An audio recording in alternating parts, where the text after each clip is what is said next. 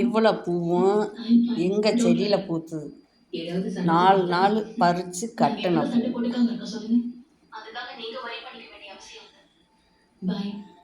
எவ்வளோ சந்தோஷமாக இருக்குது நம்ம செடியில் பூத்த பூக்களை பார்க்கும்போது. இது சந்தன முல்லை, இதெல்லாம் முல்லைப்பூ. 4 நாள் பறித்து கட்டி வச்ச பூ. டெய்லி இவ்வளோ பூ.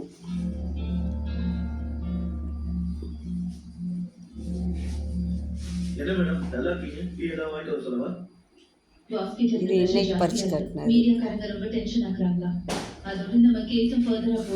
முல்லைப்பூ சந்தன முல்லை கொஞ்சம் தான் பூத்துருக்கு. ஆனால் முல்லைப்பூ தான் நல்லா பூக்குது.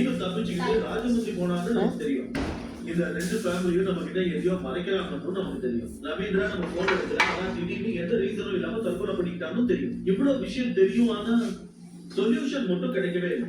செம்பருத்தி, அடுக்கு செம்பருத்தி, இதெல்லாம் எங்க செடியிலும் உள்ள பூக்கள்.